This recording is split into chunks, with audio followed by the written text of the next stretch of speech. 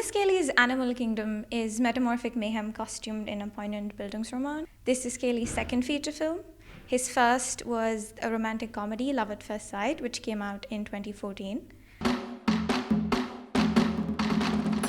The film is about a 16-year-old Émile and his father, François, who inhabit a dystopian moment where a virus is running rampant, causing human beings to partially mutate into animals. Émile's mother falls prey to the virus, and the father and son follow her to a new city where she's being moved to a new facility. Adjusting to new life, new city, new school, new friends. One day Émile comes home and finds claws growing out of his nails and realizes that his mother has passed on the malady to him, and he is also now going to be transformed into an animal.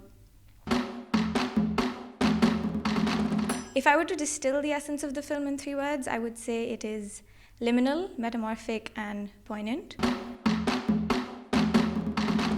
The film is very much at home in the body horror genre, and it blurs the lines between animal and human, which also means that it blurs the lines between interiority and exteriority and where identity actually lies.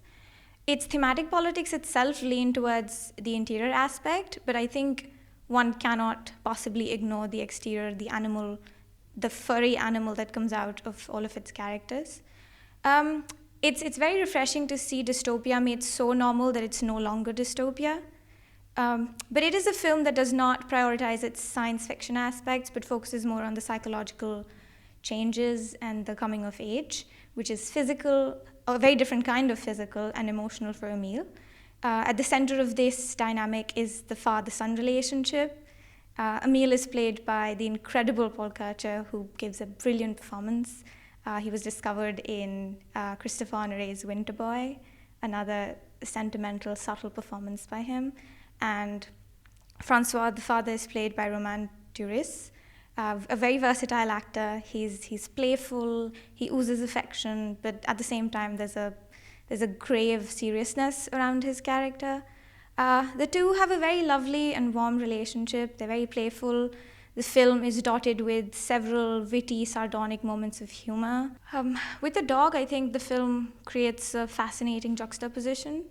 And it's interesting to see how this human-animal relationship blooms in comparison to other human-animal relationships in the film. Visually, it's a feast. There are stunning shots of the wild landscape and visceral close-ups. And the cinematographer is actually the director's brother, David Cailley. The climax is slightly disappointing, and the titular animal kingdom that Émile discovers is too implausible and Disney-ish to fit into the narrative of the film. But these are only the last acts. Throughout, the film holds itself very strong. It's tightly written and it's very well acted.